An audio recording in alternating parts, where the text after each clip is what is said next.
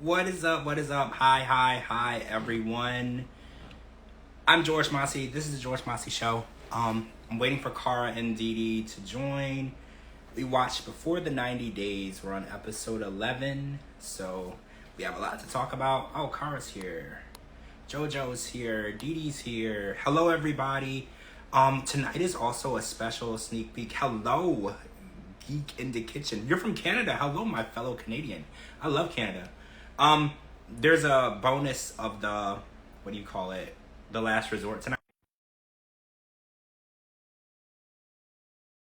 I'm gonna watch the premiere because I'm excited for that. Kara and DeeDee are here. Hi, guys. Pris Pix. Did I get it right this time? Because I've been saying it wrong for like a really long time. Hey. Hi. How are you? Wait, where did Kara go? I accepted Kara and now I don't see her. Oh, Lord. Is she having trouble? I think because she requested and I said yes, and now I don't see her, so she'll probably join in a second. How are you? I'm doing good. I'm just having a bad hair day today, but other than that, I'm doing good. Oh, I mean, that's bad hair. It could be way worse. You know, it was 98 degrees today, and it's been like between 96 and 100 for like the past week, so I'm not okay with it. Like, honestly, I want it to just cool down. I don't want to say cold, but just cool down a little bit because it's just, oh God, I can't. Friday, it got up to 103 here. Oh, see, no, that's not okay. Hi. There you are. You were here a second ago, right? I was here. I watched the whole thing when you said you couldn't find me and everything. Yeah, you requested, I accepted, and then you weren't there. And I'm like, okay. All right, so this episode, we didn't get, what's her name? Help me out. We didn't get Misha and Nicola. And who else? We didn't get somebody else, too. Riley and Violet. Yeah, Riley and Violet. Yeah. And apparently, Riley isn't back home. He's still trying, which I think is crazy to me because the way that he spoke to her and he was like, bye, get out of my face, I'm sick of you. I assumed that was it. So apparently they're going to keep trying and beating this dead horse. There's not much left there, you know, but we're going to watch that. But this episode, I was really happy with Cleo and how she handled things. Yeah. I don't want to start there. I want to start with Tyree because we met the real Carmela. And she's a very beautiful young woman, so I understand his attraction to her, but he was acting super weird and creepy the whole time because he was like staring at her and googly eyed her. And I was like, you do realize that this isn't who you've been talking to. And then he almost hit on her. Like, was he hitting on her? I don't know. I haven't been like dating in a while or anything, but he was hitting on her, right? Yeah. He was trying. She was trying. She was suspicious. Okay, so you felt that too. You felt that she was acting really sus. Okay, so I felt that her actions and demeanor was suspect. And when he actually asked her about it, she had this weird look on her face. Yeah. Like she was thinking about what to say. Like if you ask me if I'm in on some sort of horrible conspiracy, I don't have to think about it. I'm going to say, no, I'm not in on this horrible conspiracy. But the way that she orchestrated her response, I just got a weird vibe. Yeah. And me too. Why didn't she get upset, or why didn't she ask to see the I'm sorry guys, my hair is bothering me tonight. You look beautiful. Why didn't she get upset, or why didn't she even ask to see the messages that they had back and forth? I mean, and then did you notice that she couldn't even look in his eyes, look at his face whenever she was asking, or whenever he was asking those questions? I mean, she's totally in it. I don't care what anybody says. She had something to do with it. Because if I met someone and I found out that someone else was using my identity, my name, my pictures, you best want to bet I'm going to want to see everything, and I would make a police report right then and there. Yeah, I was thinking that too because some of the pictures they were using were pretty risque. So like, you don't want pictures like that being shuffled around the internet without your permission, you know, without you being the one passing them along. It was really suspect, everything about it. And then when he asked her and the response she gave, I don't know, just her whole demeanor about it. It makes me wonder if this is the end of Tyree's story, or do you think maybe he will actually want to talk to Christian? Somebody might actually give something away. Or do you think, Kara, you're saying no, you think nobody's going to give it away? It's done. So you think there's no more, there's nothing to be done here because no one's going to come clean, right? Because if this is a really good scam and they've been scamming people for years, why would you end the scam, right? Like, why would you admit to it? She scammed him all along, and now, I mean, she got the little bits of money from him. Now she got the TLC money. Now all she has to do is stay his friend, and she still got the money. So it's over. Yeah, and she told him that they could hang out. That's all he wanted right there. But so I don't think that she really wants to hang out with him. You know how people say things to be nice? Because he's like, oh, you think we could hang out? She said yes. I felt like right after she left and got in the Uber, she like blocked him. Like, I don't feel like that's really what she meant. I just feel like she was being nice. The cameras were there. They're going to portray her a certain way. This is going to help her notoriety because we know that she does different things online, that she could, you know, benefit from being on a television show. And I'm pretty sure TLC, even if you're on one episode, the payment is like $1,000. You know, like, it's not terrible. And then the residual of your face being recognized everywhere, that's going to help her a lot too. So I think that Portuguese Princess said it best. She's like, there's something sketch. But actually, do you feel like it was sketch about Tyree too? Because I saw some talk on Twitter online, and they were like, Tyree is acting kind of sketch too. Like, did you feel that vibe too, or do you think that he's just really naive? I don't know. I'm so torn on how to feel about Tyree. In the very beginning, like, this poor guy, I'm so sad that he's got such a broken heart. I felt so bad for him. And then as it went on, I'm like, you can't really think this is happening. Like, the producers have the text messages and the voicemails, and you can see it all and you can hear it all. And to our knowledge, he hasn't done either. No. Like, I want to hear that shit. I would want to read that shit, and I would want to meet with his dick and let DeeDee punch him in the face. Well, that was another thing. I would do it too. If you sent somebody all this money and they've been catfishing you, and then you have a TLC has a communication. They have a open communication. Hey, Judy. Hey, Molly. To this person, I would want to confront that person. It's going to be a controlled environment. If I don't want to hear him say like, oh, well, I don't know what they would do, whatever. TLC would be present. There would be cameras. There would be security. There would be production. This would be in a public place.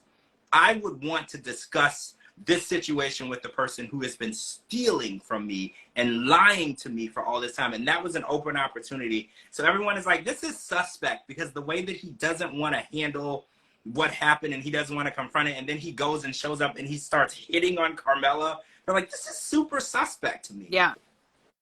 I think that can we still be friends? Do you want to be friends? Do you want to, whatever the hell he said. And she's like, yeah. Well, yeah, she still wants to be friends because she either is Christian or she's friends with Christian or whatever. She's still getting money from him. No matter what, she's going to get money from him because he's got false hopes and he's naive. Well, if she does stay in touch with him, let's say that they were scamming him and it was all, you know, orchestrated. If she does stay in touch with him, now she can scam him as herself. Yeah. Like, because it won't be hard. He is so easy to manipulate and so naive. He brought her a present. Hey, Molly. I don't know. I felt like this story was the lead up and I felt like we were let down. Like, this part of it, I was just like, oh my God, hey, Coast to Coast teacher. I felt like this was not what I was expecting, because this technically might be the last we see of him, because this was the end of the story. Because in the first episode, they showed him waiting in the bar, waiting to meet Carmela, and we saw that. That was what they were leading up to. So I was like, what a letdown, right? I felt like I was expecting a little more information. I thought it was going to be like a catfish episode where we met the catfish, we figured out what the scam was, and everybody went home knowing more information than when they left with. But I don't feel like we got that. I'm so mad that they drug it out through the whole freaking season for that little combustion that was nothing.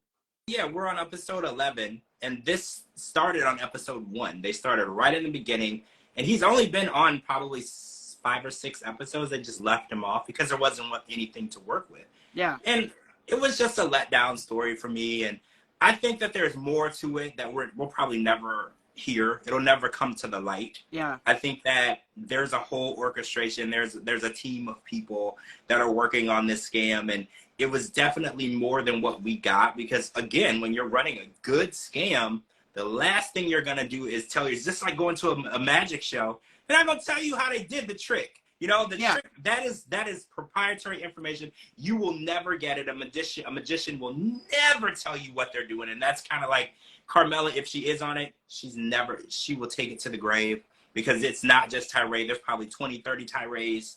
So this is too good of a scam for them to give away. Yeah, it was a story filler. I know. I feel like it was a story filler. When the other couples were off, this is what they put in the place of the story, and I do feel like that. Yeah, I'm glad it's over.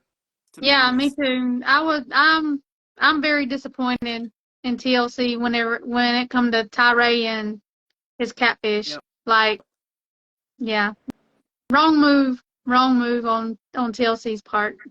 Yep, I agree.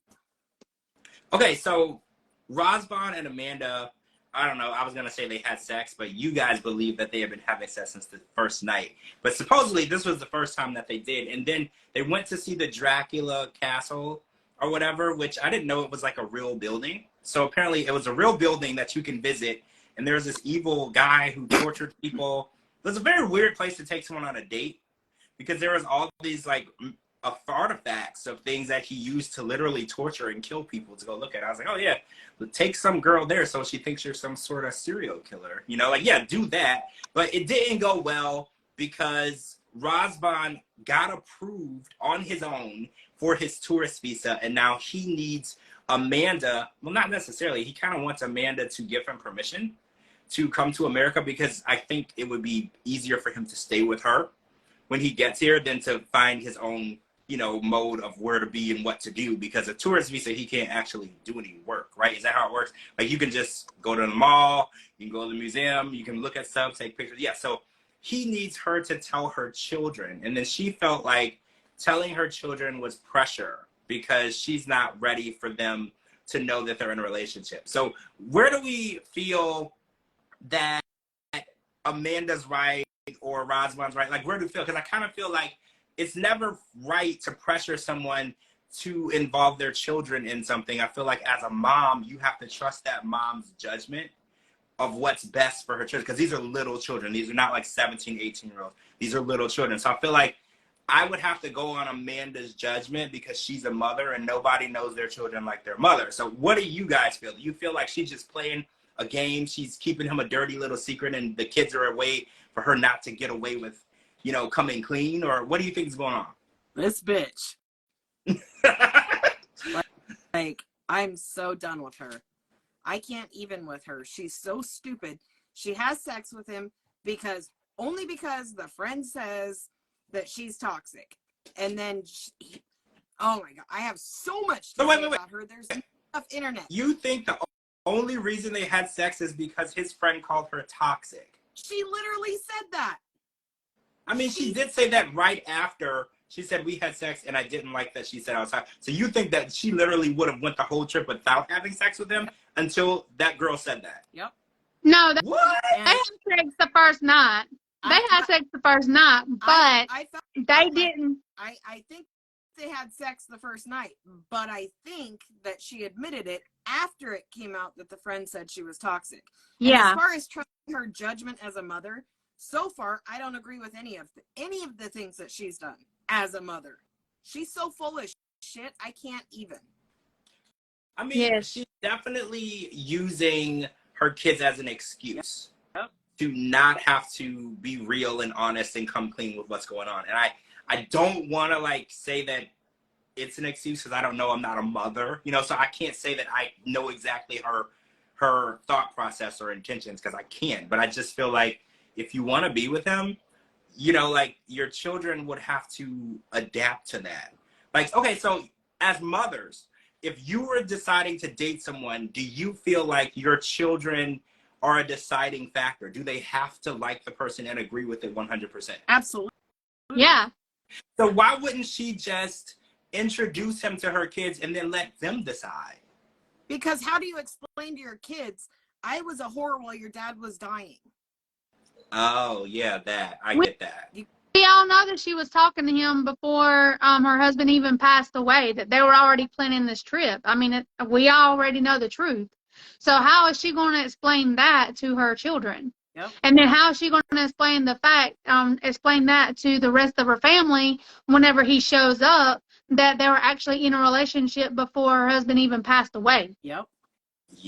Yeah, there is that. That would And be. then she said that she thought she would feel bad having sex with him or having sex with someone else other than her husband, but she had no regrets. It was great. It was wonderful. And then in the same freaking breath, she had all these regrets. Yeah. And she was comparing him to the ex and all that shit. This girl does not know what she's doing. She has no freaking clue what she's doing. She just needs to get the hell off. Yeah, I think that she's playing with his emotions, because I tweeted, I was like, we should have took a drink every time Amanda made Razvan cry so we could get drunk. Because I felt like every time she touched her 12-year-old hair. She does do that a lot. I just feel like in her mind, she's feeling out the situation, but I kind of feel like Razvan is the test dummy. You know, like he's being put through her emotional roller coaster. She's trying to figure out herself, but she's got him on the ride too, and he's not like fully buckled in, and he's like getting hurt. Like she's fully buckled in, she's safe. You know, if she decides this doesn't work for her, she can just get off the ride. He doesn't have that option. Yeah. So I kind of feel like she's using him in that extent, because he thinks that they're in a real relationship, and then by her having sex with him is giving him a really mixed signal. Yep. Because the same day they had sex, it looked like the same day they basically broke up. Yep. Like, it's always these completely mixed signals. He doesn't know what she's thinking. And he says it all the time. He's like, I don't know how she feels. She's distant. She doesn't tell me what's going on. I don't know how she feels about our relationship. He literally is with someone who he can't predict what they're thinking or going to do next. And that has to be very stressful, to be with someone who you don't know which version of them you're going to get. When he was on the phone with her on FaceTime, she said, I love you. When she gets to Romania, she doesn't even want to sleep in the same bed with them. Yep. So it's like, how do you navigate through that type of relationship? I think that we need to set Razvan up with Kirsten. Kirsten. Oh, Kirsten from Julio and Kirsten. Yeah. I love her. I do too. I like that idea. Yeah. So do we know that they're not together? Do we know that? No, but fingers crossed. I think they'd be a great couple. I'd watch that. I would too. Does anybody follow Kirsten? I don't follow her. Yeah. Oh, you do? I do. Okay, send me her page. I want to follow her. Maybe we can try to set somebody up, right? I feel like Razvan is a good guy. Oh, wait. What do you guys think about him saying that coming to the U.S. was his dream or whatever, and Amanda seeing that as a red flag? How do you feel about that? Do you still feel like he's trying to get over here? Because technically he could get over here on a tourist visa anyway, but I think he wants to work over here. He already got it. Yeah, he did it. He did it by himself. So it ain't like he was trying to use her or anybody else. So why is she saying that's a red flag? Yeah. She's the red flag. Yep. Like, but he does want to live and work over here too, though. Yeah, but he can apply for that once he gets over here. He can apply for that. He doesn't need her. As soon as that guy gets over here, he's gonna have American women dropping at his feet. Yeah, that's what they were saying on Twitter. They were like, ignore this fake immigration lawyer, because she's like, oh, you can't come to America, like she works in immigration. Yeah. Like, ignore her, get over here, and you find a woman to marry you over here while you're on your tourist visa. Yep. You can just move on without all of her drama. Because I do feel like it's all drama with her. Like, she says, I love you. She says they're okay. Then they have sex. Then she yells at him, and she's like, you're not my ex-husband. You will never be him. You would never be able to provide for me and my family. And how can she speak on that? Because we have seen his apartment over there. We've seen the car that he drives. He doesn't seem to be doing horrible, right? Like, he's doing a lot of things on his own. He dresses really nice. So the fact that she thinks that he would never be a provider is insane to me, because she doesn't know anything about him. They literally just met. Yep. Like, I'm trying to understand how she feels that he's such a bad guy and he's not going to be the guy that she wants. I don't think, like, but you nailed it, Cara. She doesn't know the guy that she wants. She doesn't know who she wants to be with. She was with him, and unfortunately, he passed away. And I think that she's going to be in a state in her life until she grieves properly that no one is ever going to be good enough. Jason was that person for her. And until she processes that properly, no one will ever measure up to who he was to her. And unfortunately, she's going to continue to waste people's time until she fully grasps that loss. Because I feel like she didn't grasp any of the loss. She went from marriage to relationship. She hasn't processed any of it. So now that she's with someone who's, in my opinion, is a good guy. We've seen some pretty awful people before. Pretty decent guy. She's shitting all over this guy because, oh, well, he's not good enough because Jason worked 2 jobs and he worked at a restaurant and he did all this. You haven't even given him an opportunity to get a visa to show you what he can do. You haven't given him an opportunity to prove anything. Jason was the father of your children. So, yeah, he provided. Razvan is not, and he's not even here. It's so messed up to even expect that yet. Maybe when he gets here, he won't like your kids. Maybe your kids are rotten little brats and he doesn't want no part of it. And he wants to leave. You can't say that shit until he's there and meets it. Yeah. And then she said too that she thinks that they were both using each other as a emotional support because they both been he got emotionally messed up with his divorce, and she's emotionally messed up by the passing of her husband. So they're trying to use each other. I mean, she said it. So that right there told me that she didn't even want a relationship with this man. She was just trying to find someone to hang out with to see, to try to heal herself. She said when she was in the bathroom, I think maybe, did I get in a relationship too quick? Ding, ding, ding. There it is, girl. I mean, your husband wasn't not even passed away, and you were already in a relationship with Razvan. I mean, it's like you buried your husband before he even died. Yep. Absolutely. Oh, wow. You say it like that. Oh, wow. I mean, it's the truth. It's the truth. I'm not going to sugarcoat nothing. It's true. It's true. All right, so Jasmine and Gino, right? So Jasmine finally got to confront Dana, who is Gino's cousin. Cousin, right? I think it's cousin. He commented on Jasmine's post and questioned if she really loved him. Him as in Gino, his cousin. And he actually did say how he felt. He was like, you do a lot of things for your face. You have these hair treatments, facial treatments, all this stuff, and Gino's paying for it. And I just wanted to make sure that it was real. So he was my #1 issue. If Gino's a grown man, so if he wants to spend whatever money on whatever, it doesn't matter if it's Jasmine or on anybody. He could have a cat and he could take the cat to a cat spa. Like, it doesn't matter. It's his money. He can do whatever he wants. He's an adult. So I felt like that conversation had nothing to do with Jasmine. It should have been a conversation between Gino and his cousin. Like, I don't like how people section off someone as the enemy or the bad person or the villain.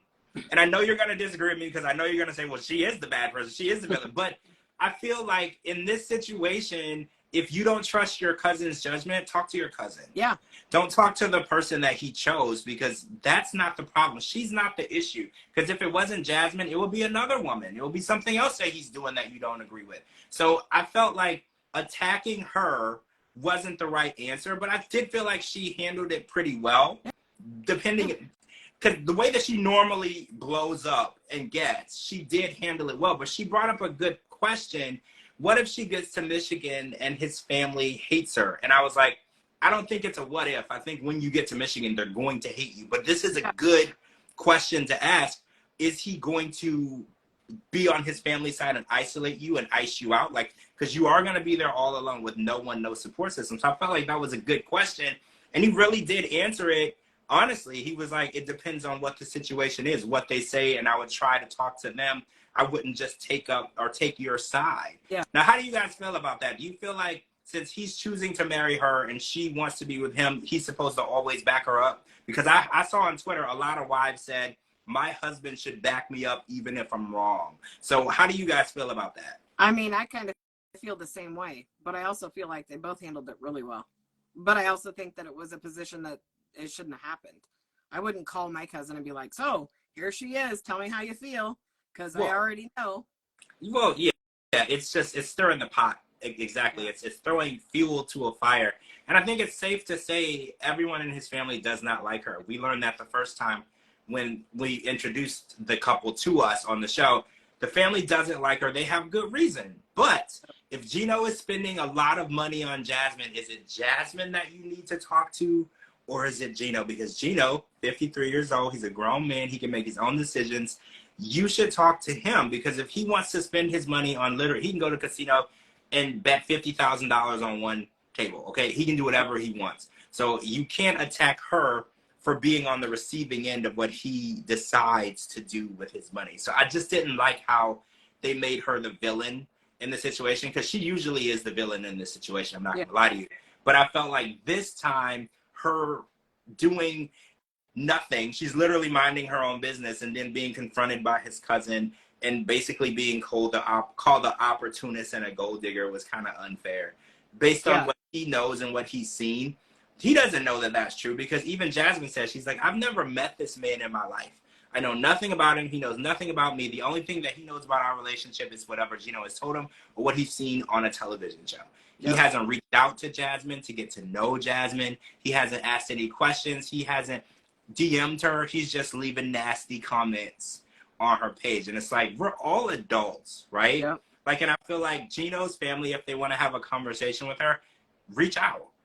Like, don't be so nasty and judgmental. I feel like families are so quick to judge the outside person in the family instead of just going to the person in your family and saying, hey, you're with this woman who seems to be costing you a lot of money. What's up with that? That's who you need to be talking to.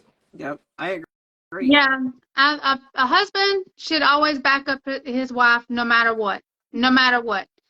And even if she started the fight or if his family started the fight, that's a conversation that they need to have in private. They need to have that conversation in private to fix the problem. And if the family has a problem with the wife or the husband, then their family needs to go with that family member. They don't need to go after the husband or the wife because it has nothing to do with them. And if they're not paying the bills and if they're not giving you the money, then what does it matter how much money you're spending on your partner? Why does it matter? It ain't their money. The one. All right. So approaching next week's preview, when Gino says, "Are you pregnant? You look pregnant." Come on. Dude, you just ejaculated for the first time yesterday. Come on. Unless it's Dane's. It could be. Wait, I don't think she's pregnant, right? I don't think she can. No, but no, she's not. Just the freaking comment.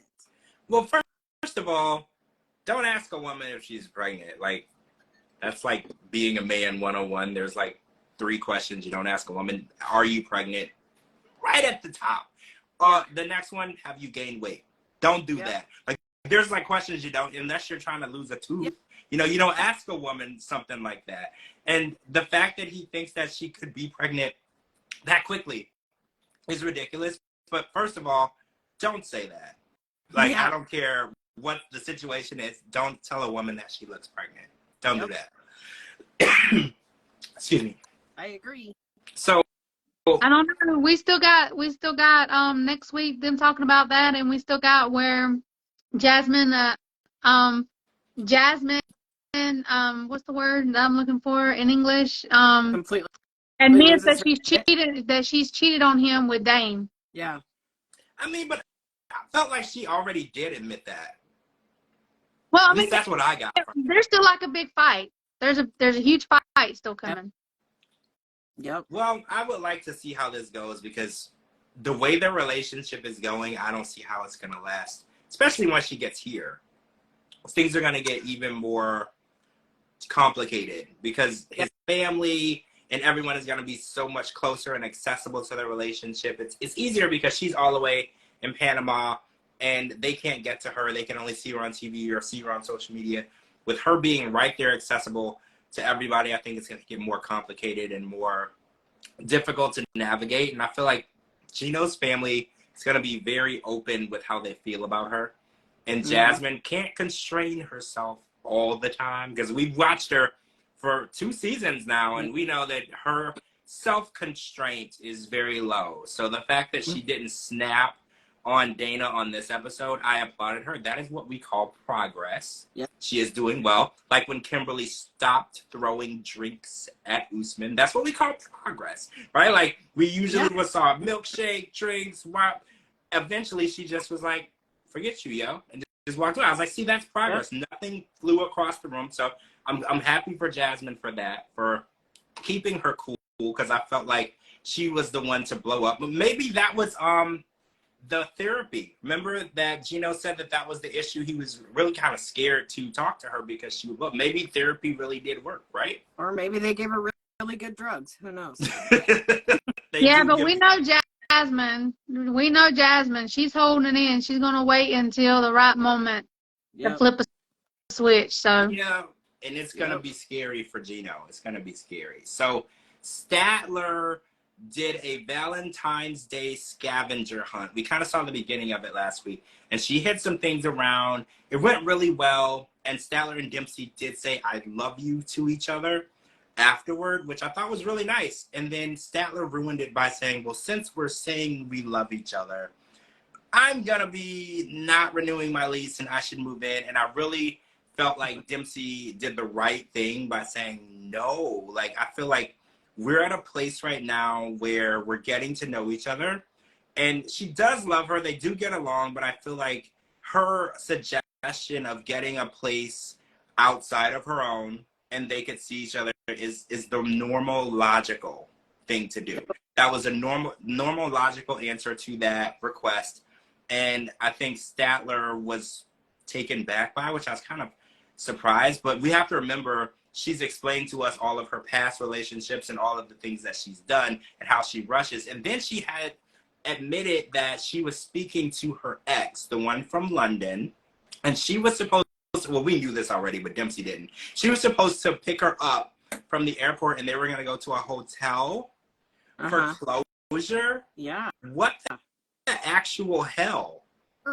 While she was going to try and get Dempsey to let her live with her, she was going to pit stop off, go to the hotel with her ex. This is crazy. So the fact that Dempsey knows this, I think she has all of the information she needs to run away, you know, to keep her away. And I think this relationship, even if they were living separately, it's not going to work.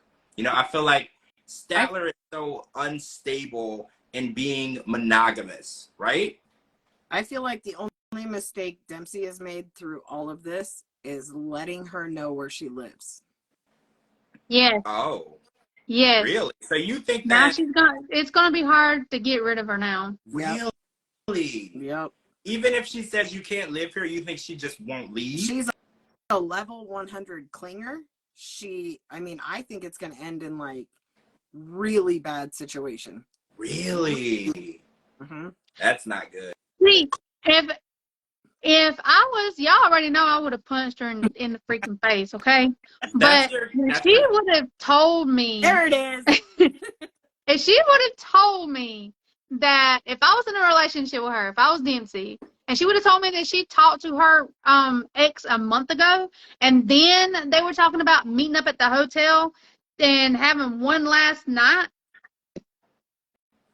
do I need to tell you guys what I would do? I don't think so. Nope. Well, I don't understand. Well, I mean, she was like, well, I don't want to lie to you. And I was like, well, you kind of did, because if she wouldn't have asked you, you wouldn't have said anything. Because she's like, well, I'm just going to tell you because I don't want to lie. I was like, well, you should have told her that before you arrived, you were in communication with your ex. I feel like that's pertinent information to make a good decision, because she didn't know. I guarantee you she wouldn't have hosted you in her home and did the things that she did with you and slept with you knowing that you were in communication with your ex. And not just in communication, you guys planned to have sex. That's what apparently that's what they call closure now, right? Yep. Closure. Yeah, I didn't realize that.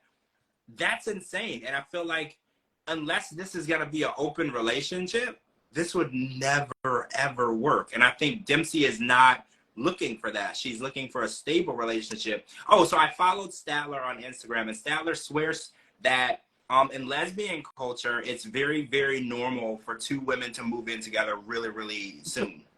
Because she was on her story, and she's like, why do you guys think this is weird? This is so normal. Like, they said it's called, like, U-hauling, where you literally, like, meet the person, and then, like, a week later, you come over with a U-haul and you move in. Because she was like, this is normal in lesbian culture. Where have you guys been? And I was like, well, how often does it work? Because moving in with somebody that you don't know, like, sharing, like, a hotel room for, like, a night or two with somebody, like a coworker or something, that tries me beyond all patience in my body. I can't be around people that I don't particularly like. Yes, pricks.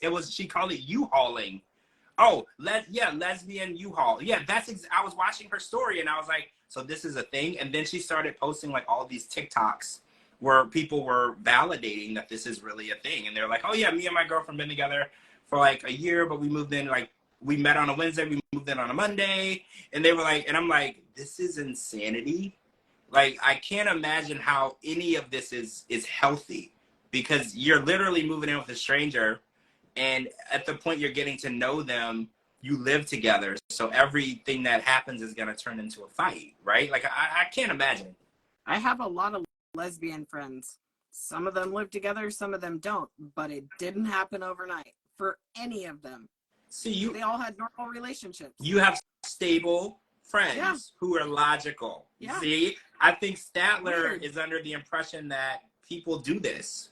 People don't do this, Statler. No. Even maybe your friends do, but again, your friends might be more like you than everyone else. You know, I think that it's not a smart move to move in with anyone. And I think 90 Day Fiancé is a good show for that, because sometimes they only have 90 days after they meet each other to make it happen.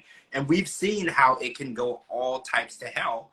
I mean, look at Colt and Larissa. We saw it go all types to hell in those short little 90 days. It's just never going to be that. And I think that in my mind, Statler will never be able to commit to anyone. So why does she want to commit to someone so bad when she's basically said that she goes out and she has sex and she does whatever she wants? Just keep doing that.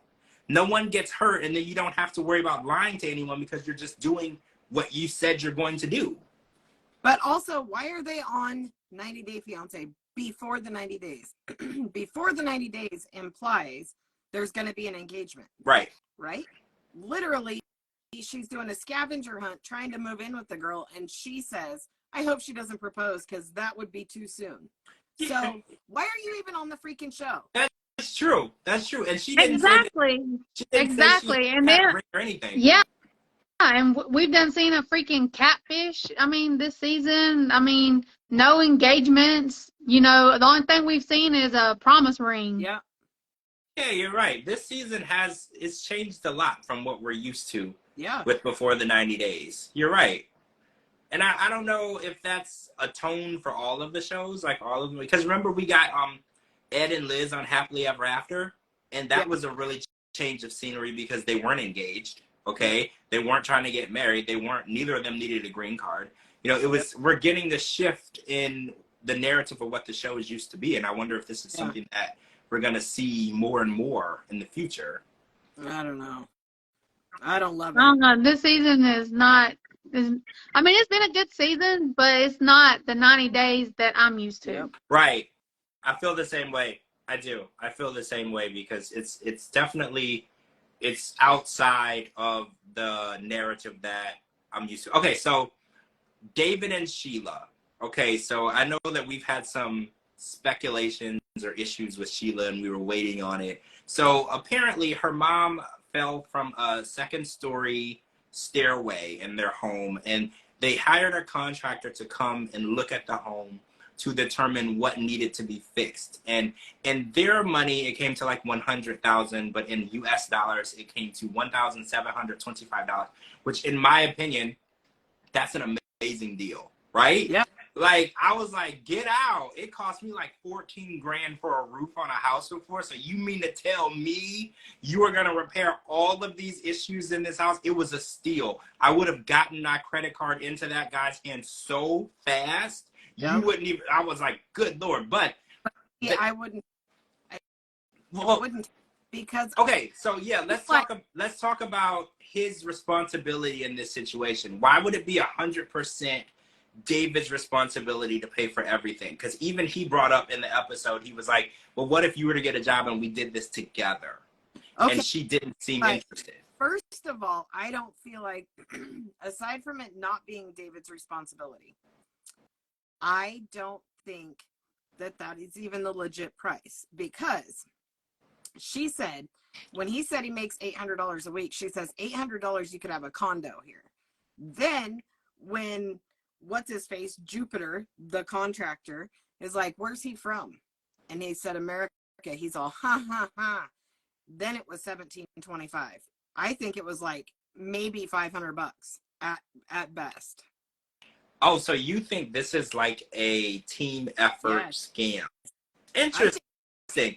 Well, the cleaners, because he's from America. That is a weird Yep, question. that threw up some red flags real quick. Yep. So asking him where he was from, because I mean, yeah, I've had contractors at my house. No one has ever asked me where I originated. That is a weird question to ask someone.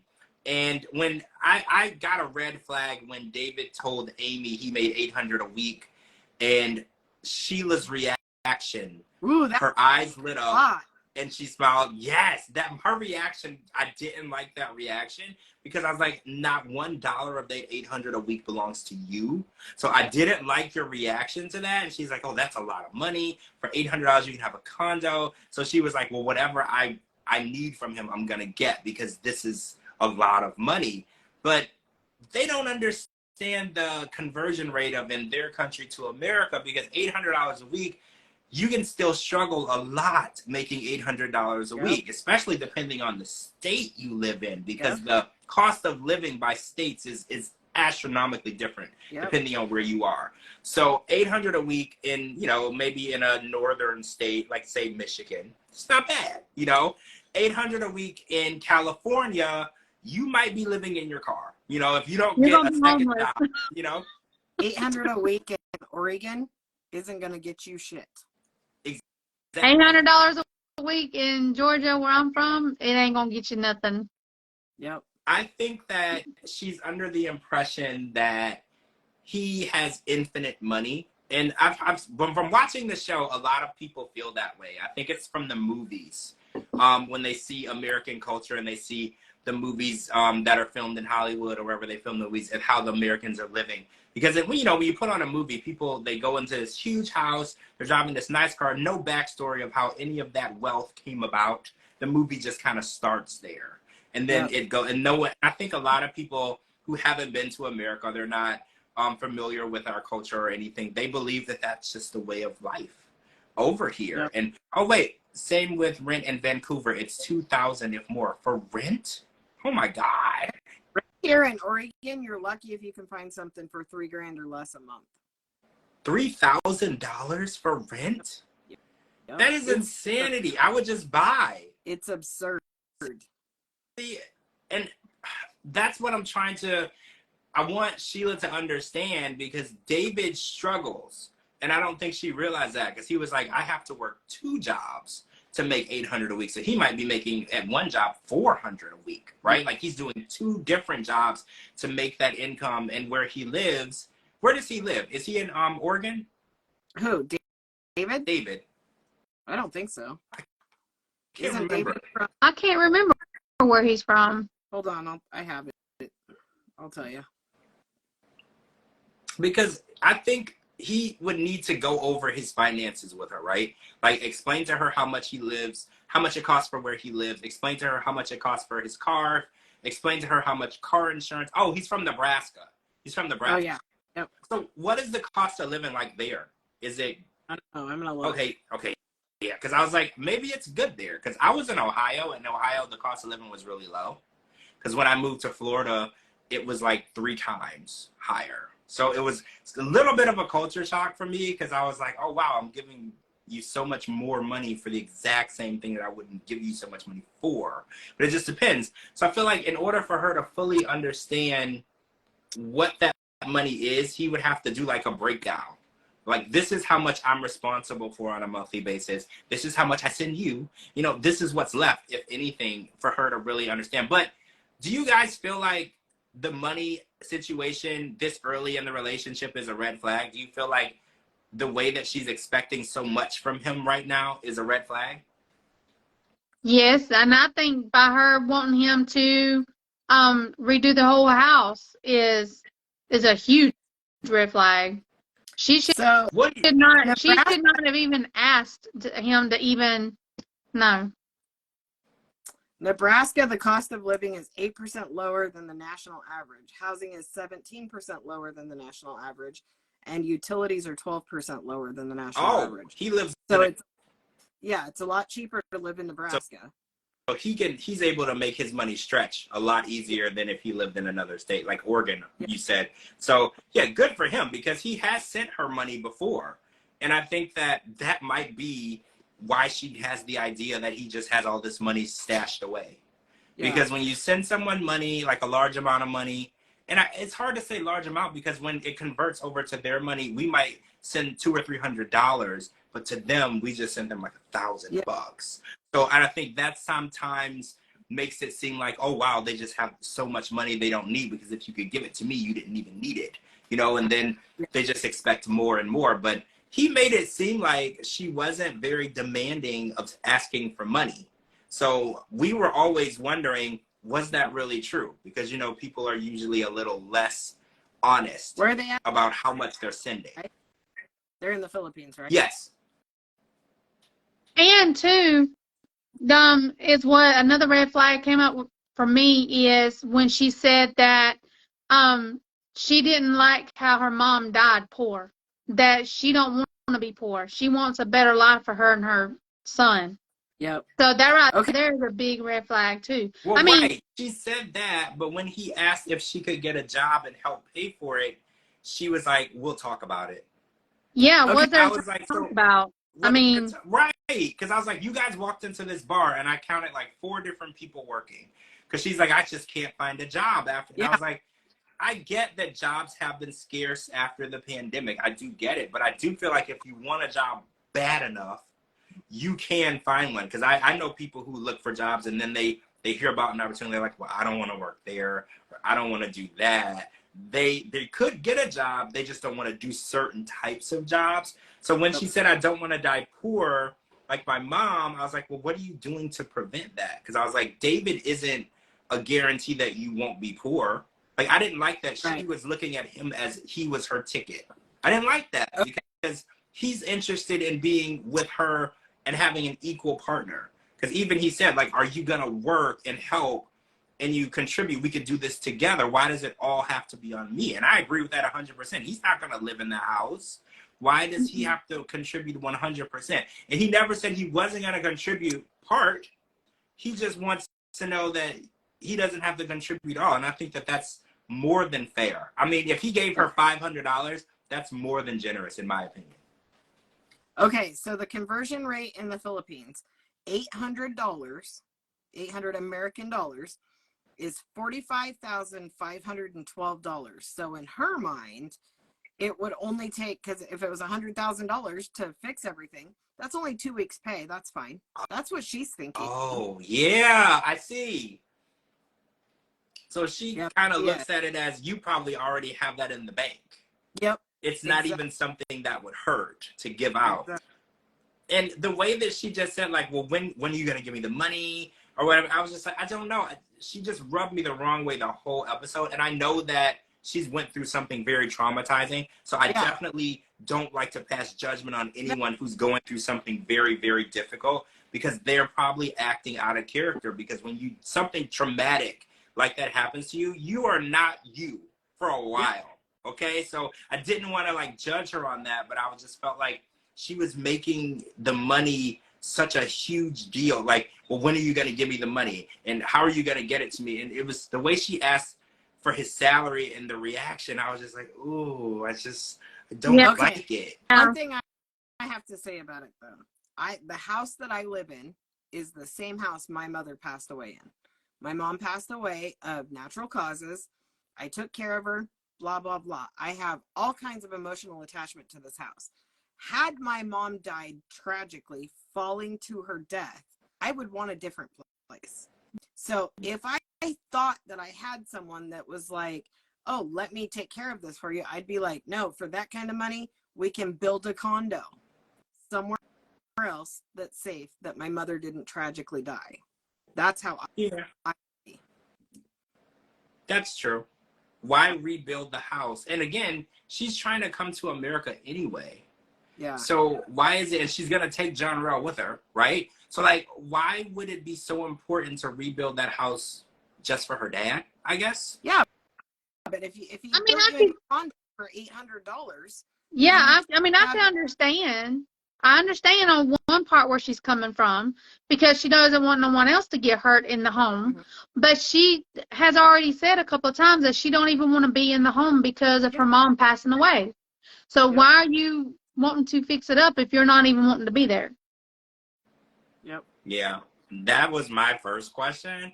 Because I was like, you're not staying. John Rell's not staying. Your dad will be the only one there. Just put him, like she said, in a condo. Yeah. Just leave that place altogether. You know, sometimes when you have a house and it's too far gone, I've seen it happen in different neighborhoods. They flatten their house and start over. Yeah. Right? Like, you don't keep putting money into an issue, flatten it, and start over fresh with a new foundation. Yeah. And it's gonna make you more money, because a lot of people flip these places anyway. You're gonna save money in the long run. Your profit will be higher. So I just didn't understand. And another thing, I don't want to sound insensitive, but why was the level of importance to fix the house so high now? Because they have been living like that for so long. Because even the contractor said this house has been in bad shape for a long time. But also, the contractor said 3 or 4 times, she's very lucky. She's very lucky. Yeah, she's lucky. Yeah, he did say that. Yeah. He did. So he's thinking, money, money, money. I'm going to up this because this guy's from America and he's going to pay whatever I say. Yeah, because he can easily say, oh, well, the price went up in this, and, you know, it's going to be more money or whatever. And how is he going to know?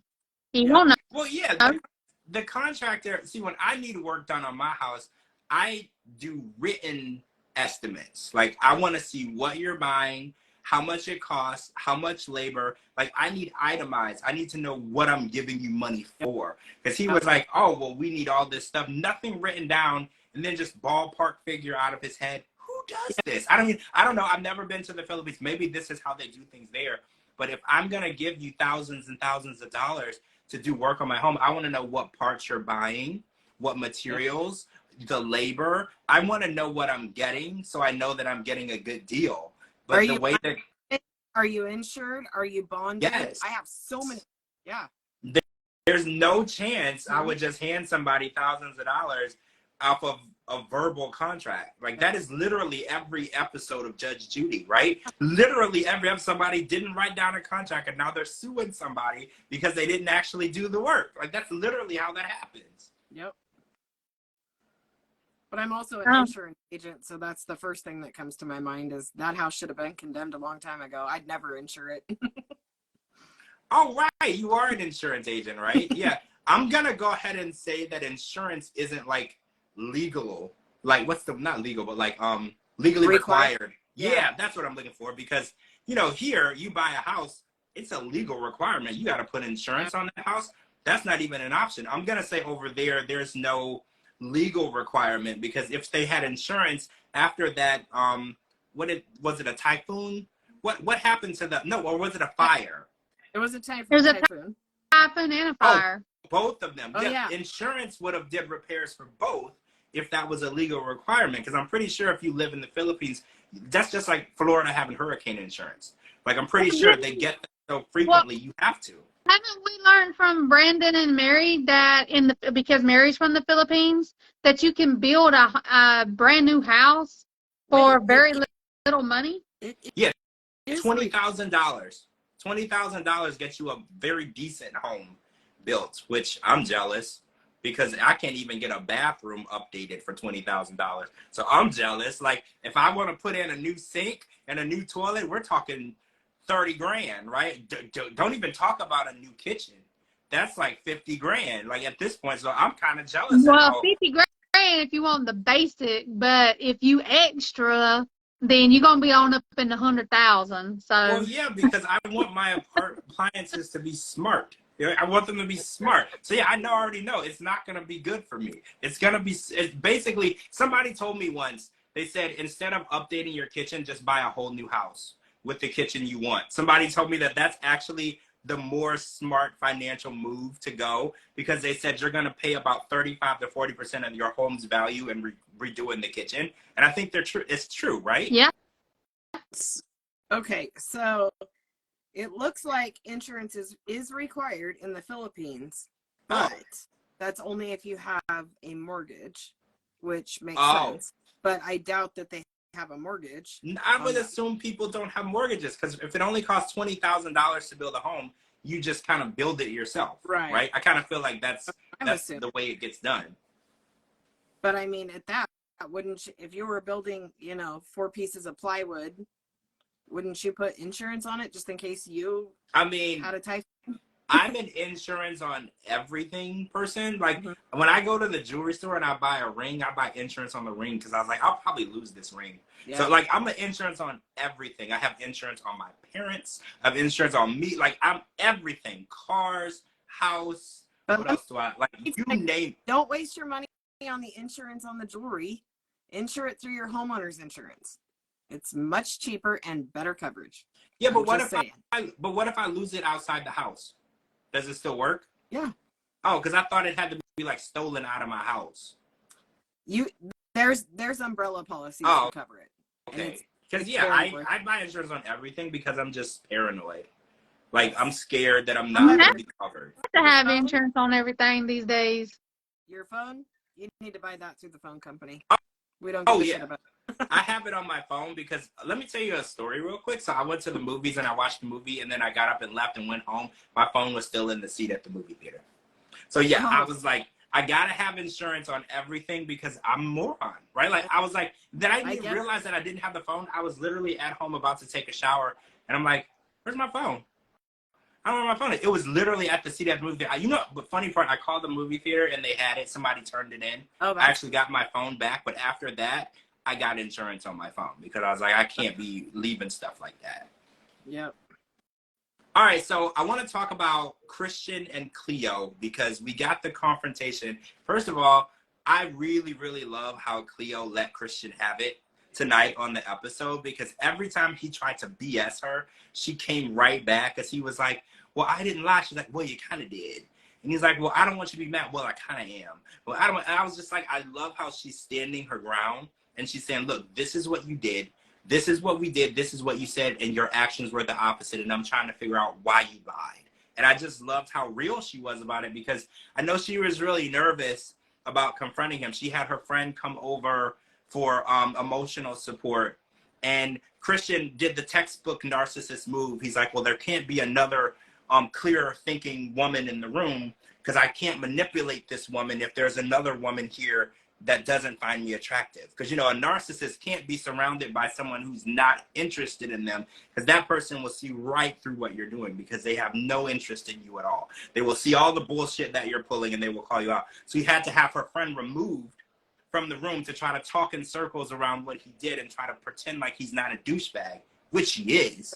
Yep. But unfortunately, he still was able to get Cleo to kind of move forward. Like, she's like, I'm going to give you the benefit of a doubt. We're going to move forward. I wish he would have just ended it right then and there, because honestly, he's not worth her time. She's so much better than this guy, right? Like, I feel like he is literally a textbook frat boy a-hole.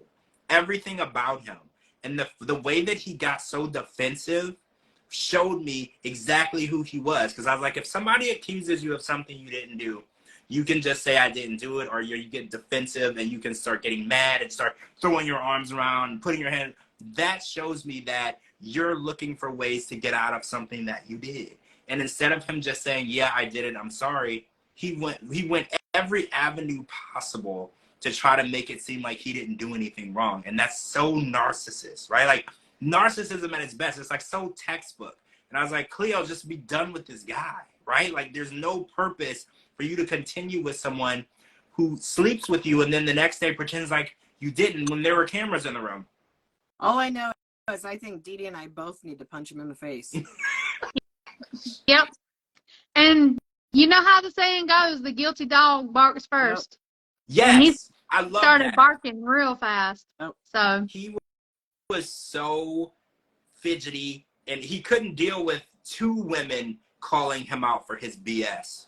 He couldn't deal with it because you know how narcissists are. They can't be ganged up on because they need that space and time to manipulate. They can only manipulate one person at a time, right? I feel like that's how they can only, you know, play mind games with one person at a time. And then with the second woman there, who already finds him to be an ugly a-hole anyway, she wasn't, everything he said was inward. She was just like, you're a liar, you're disgusting, you hurt my friend, I hate you. Basically, she was just like, don't even, so he was like, well, she has to go. I'm never going to get out of this with her in the room. There's no chance I'm going to win this argument. So he had to get rid of her. But I still feel like at this point, what are you going to do to come back from this?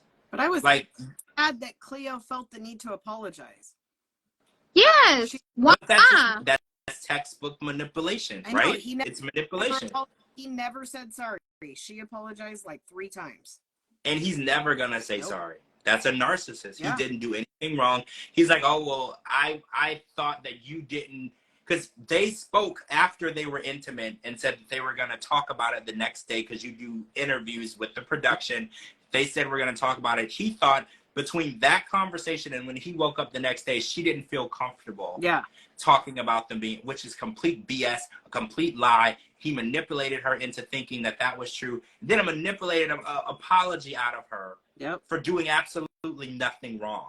She did nothing wrong because she attacked him, but everything that she said in those text messages was warranted. If you ask me, she said that he was psychotic behavior, which I agree with. He was a gaslighter, which I agree with. Like everything that she called him, I agreed with everything. I was like, you don't need to apologize for calling somebody by their name. Right? Everything that she said was his name. You never apologize for that. I agree. But her friend had the best euphemism when she said, I'm afraid this is a castle in the sand that's going to collapse. I was, that's awesome. That's exactly what's happening. Don't let him, just keep him out. Oh, Donna said that she said that her autism makes her feel a need to apologize. So it's not, but still, when she apologized, he should have said, you don't need to be sorry. I'm sorry. Well, yeah, that's what a normal, logical person who isn't a douchebag would say. But in his mind, he's never done anything wrong. In his mind, he was okay lying to the production. He was okay with what he did. He literally had a conversation with her and said they were going to tell everyone in the interviews or whatever, and then woke up the next morning and decided, I don't want to talk about it on TV, what I did. I'm going to be embarrassed. And then he decided that, which is fine. You have that right. As a person, that's his right. But you don't have to make her seem like she had anything to do with your second thoughts or your embarrassment. I just don't like the emotional abuse that he's putting on her because she's going through a lot. Right. As a trans woman, she has to go through rejection way more than other people do. Okay, like she doesn't know if somebody really loves her or if it's a fetish or if they're trying to hurt her. There's things that she goes through in her life that other people don't have to do, and I feel like he's making it worse. I agree. And if he didn't feel comfortable about talking to production, he should have been like, look, I know we talked about talking and telling the production that we were intimate, but you know what? I don't feel comfortable at this moment. Instead of just throwing her under the bus like that, we seen it. I mean, he said they did not do anything. They were not intimate. He said, he said that they covered a base or two. And but he wasn't talking about no intimacy. The last time I talked that way, I was like in the 9th grade. Right. First of all, who says that anymore as an adult? We don't talk that way. Either you had sex or you didn't. Because he's like, oh, well, because that's how I know that he's not okay with it. He's not okay. Because if you're okay with it, any type of intimacy is okay. Because you're okay with it.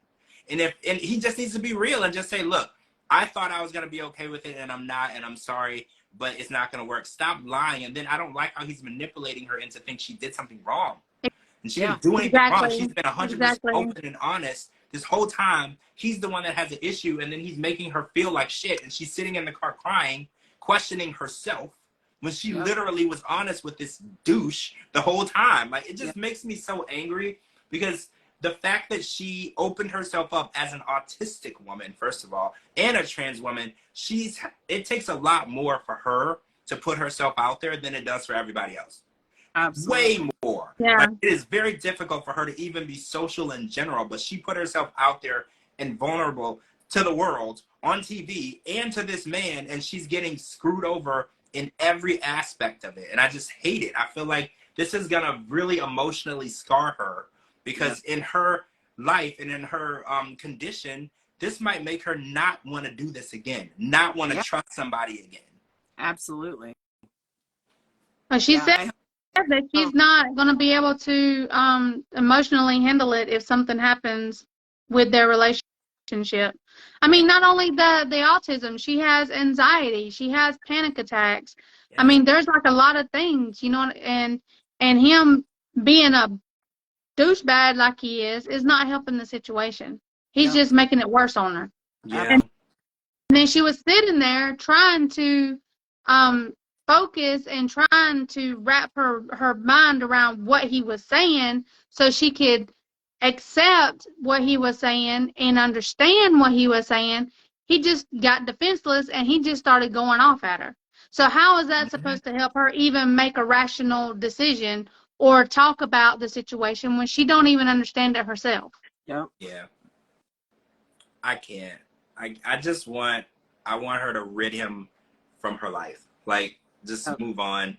She's way too good for this, guys. A Portuguese princess says that she read that Cleo's a paid actress. I did read that. Really? Somebody send me that to my messages so I can read. I haven't heard that, but I would love to know if that's true, because wouldn't she be our first trans cast member? I wonder. Wait, no. Trans cast member? No, Gabe was. Gabe. Right. Well, Gabe wasn't a paid actor. No. I don't know. So I don't know. Send me that. I want to read. I want to get a little more insight on that, because I saw talk of it online, but I didn't see any thing that I thought was substance about it. So I mean, I don't know if that changes the situation though. If she was an actor or not, I don't know if it changes the way he's acting. I'm still pissed. Like, even if it's not real, I'm still pissed. I just don't think that people should be treated that way. Exactly. I think him and Danielle need to hook up. I think they would make a really good couple. Two narcissists together. That would be a really... Danielle and Johan Danielle? Yeah. The Danielle is with Johan. Danielle and him need to hook up. Yeah. I think that would be really good. Awesome. Yeah. That would be a dumpster. Two narcissists together? I would watch that. That would be a good make your match or meet your match type relationship, because we do see that Johan gives in to Danielle a lot, and I feel like Christian would never give in. He would never apologize, and he would never say he was wrong. So yeah, and Danielle is the same way. She was never wrong. She did everything right. She's never been the problem. I would love to see that. So Cleo did commercials. Oh, so she's done acting commercials? Yeah, so she's not like a paid actress to be on 90 Days. But she's done acting in the past. Okay, that makes sense. Because I felt like a lot of her story was very genuine. Yeah. I felt it was very genuine. So when I saw that, I was like, I don't really feel that is true. I feel like a lot of what she's saying is real. And I never thought for a second that she wasn't telling the truth about, her anxiety and her autism. Or I never felt that way. So I was just curious about that. Yeah. Okay, so did we cover everybody? I think we did, right? Yes. I think so. We didn't get any Nicola and Misha this week. And somebody else. I couldn't remember either earlier. Who was it? Riley and Violet. Riley and Violet. Yeah. Violet, right. So, tomorrow night. So tonight after the show ended, there was a view of The Last Resort. See, and I'm So not watching any of that because I'm going into it raw. So wait, Yeah. you're not gonna watch? No, I'm gonna watching it. wait till tomorrow. But till I'm tomorrow. not watching So wait, any- okay, so good. I'm not gonna watch it either. Yeah. I want us all to, so we can talk about it tomorrow, fresh. Yes, I'm So yeah, not watching any previews. I don't want to know what's coming up. I don't want to know what Even to expect. even on my Instagram, I'm seeing it on my feed. I just swipe up. I don't want to know. I Me don't. too. so that will be on full tomorrow for 2 hours. Oh, for anyone who doesn't know, The Other Way is only 1 hour tomorrow night. And then it's a 2 hour from 9 to 11. So what Is are we doing? Are we podcasting on The Other Way immediately afterwards, or are we gonna roll over into Tuesday? What are we doing? Yeah. Oh, yeah, that's true because we can't watch it and podcast it at the same time. Okay, Yeah. so yeah, maybe we will do shit. Okay, I'm thinking. Oh, What I've do been you thinking- guys want to do? Whatever's easier for you guys. I mean, It don't matter. it doesn't matter. If it's going off at 11 tomorrow, it might be too late to podcast after anyway, right? So how Oh, sure. about Okay. we do The Other Way tomorrow? Okay. And maybe we can do the podcast from 9 to 10, and then we'll end the podcast at 10, and then we'll watch what's it? The Last Resort, and then we'll podcast at the following night. Okay. Does that work for you guys? My schedule's open, so Okay. you know that. Just let me.